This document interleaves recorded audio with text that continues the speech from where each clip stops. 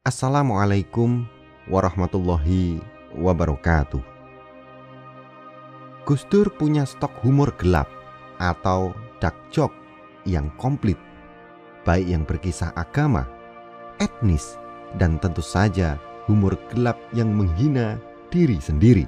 Khusus dua hal yang disebut pertama, agama dan etnis, jika dijadikan humor bisa menyinggung atau bahkan bikin marah sebagian pemeluk agama atau etnis tertentu.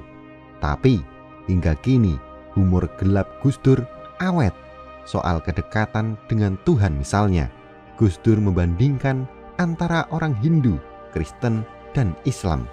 Orang Hindu memanggil Tuhan dengan istilah Om, pemeluk Kristen dengan sebutan Bapa. Nah, orang Islam bagaimana, Gus? Puru-puru dekat, mau manggil Tuhan saja harus pakai toa.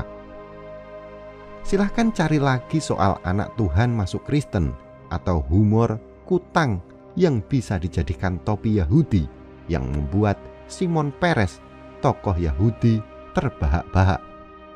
Cerita ledekan Gus Dur pada Peres ini ditemukan oleh pembaca yang dibagikan kepada tim KKW Channel. Humor itu lewat sanad sastrawan terkemuka Ahmad Tohari. Pak Peres, negeri Anda akan kaya raya jika mau mengimpor kutang dari Prancis, usul Gus Dur pada Shimon Peres. Kenapa? Tanya Peres penasaran. Imporlah kutang dari Prancis. Sesampai di Israel, kutang itu dipotong jadi dua. Gus Dur menjelaskan. Peres makin penasaran. Nah, setelah dipotong jadi dua, baru dijual. Kutang yang aslinya hanya bisa dipakai satu orang, di Israel bisa jadi dua orang, asal dipotong dulu. Dan itu artinya bisa mendatangkan untung lipat dua. Jangan lupa, tali-tali pengikatnya dibuang dulu. Jelas Gus Dur tambah panjang. Mana bisa kutang dipotong jadi dua dan mendatangkan untung berlipat? Tanya Peres. Rasa penasarannya makin menjadi-jadi. Ya kan kalau sudah jadi dua, namanya bukan kutang lagi. Kalian bisa memakai kutang sebagai topi untuk pergi ke tembok ratapan. Terang Gus Dur enteng. Mendengar keterangan dari Gus Dur, Peres tertawa terbahak-bahak dan langsung terpingkal-pingkal. Topi Yahudi bernama kipah, bentuknya bulat, dipakai oleh pendeta atau rabi, diletakkan di atas ubun-ubun, agak ke bawah sedikit. Ada juga humor Gus Dur soal pastur yang hendak disantap harimau, sopir mikrolet yang masuk surga duluan dibanding dengan kiai dan pastur, atau yang bersifat etnikal, orang Madura dan agama Konghuan, dan salam horas ala Jawa, serta kondektur Metro Mini dari Batak. Jok etnikal terakhir ini disampaikan Gus Dur ketika memberikan pengantar pidato kenegaraan menyambut HUT ke-55 kemerdekaan RI di sidang paripurna DPR Agustus 2000. Sebuah acara resmi luar biasa, serius tapi santai. Di tengah-tengah pidato tanpa teks itu, Gus Dur bercerita tentang seorang kondektur bus asal Sumatera Utara yang bergelantungan di pintu bus. Ketika bus melaju kencang, rupanya supir tak tahu kalau sang kondektur terjatuh tersenggol bus lain. Sang kondektur pun jatuh tersungkur, kepalanya langsung membentur jalan dan retak. Nafasnya sudah Senin Kemis atau terputus-putus. Saat itulah datang seorang Betawi yang mencoba menolong kondektur yang sekarat itu. "Bang, nyebut bang, nyebut," katanya sambil mendekatkan mulutnya ke telinga kondektur itu. Maksud orang Betawi ini agar kondektur yang sekarat tadi menyebut syahadat la ilaha illallah sebelum meninggal.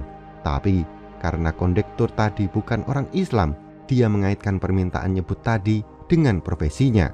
Maka sesaat sebelum menghembuskan nafas terakhirnya, kondektur tadi menyebut Blok M Depo, Blok M Depo. Jok yang membuat anggota DPR terpingkal-pingkal.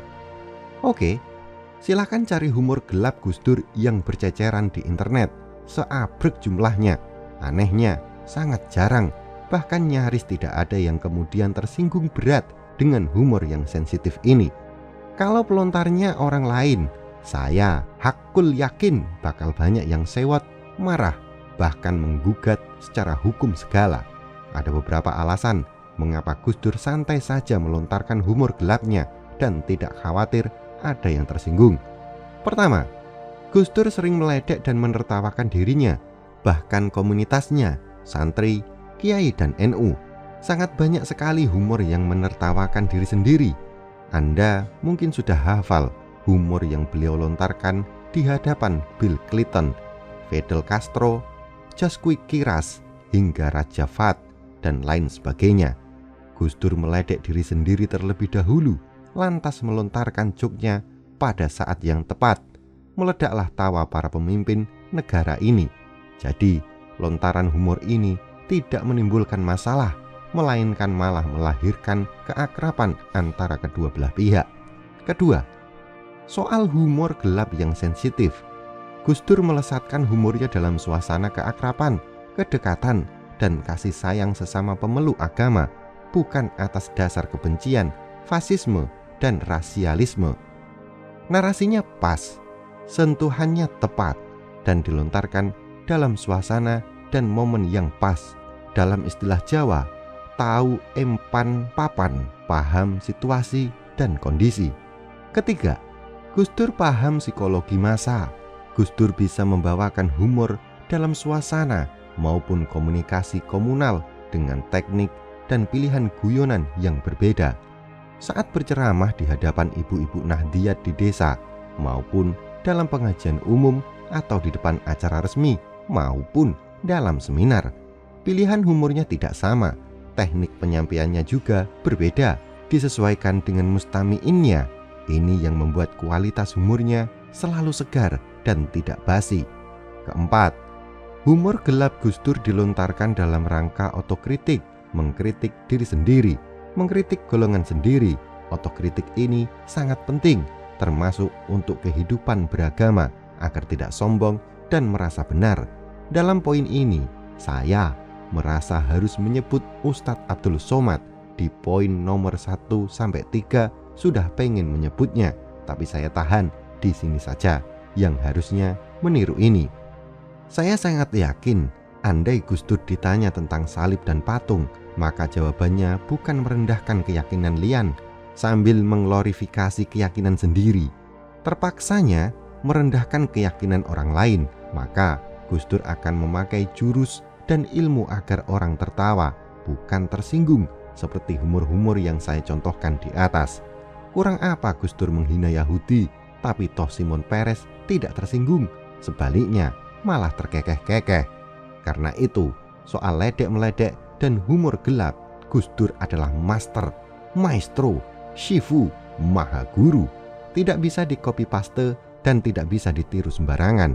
Humor sensitif yang dilesatkan dalam koridor cinta akan menimbulkan ledekan tawa dan keakraban, sebab kasih sayangnya melampaui ledekan dan candaannya, sebagaimana ayah membercandai anak-anaknya, hangat dan akrab. Wallahu a'lam. Bagaimana tanggapan Anda dengan video ini? Silakan sampaikan di kolom komentar. Jangan lupa untuk melihat dan menonton video lainnya di KKW Channel edisi Humor Gus Dur. Jika Anda rasa video ini bermanfaat, silakan like, subscribe, dan bagikan ke seluruh jaringan yang Anda miliki. Wallahu a'lam bishawab. Wassalamualaikum warahmatullahi wabarakatuh.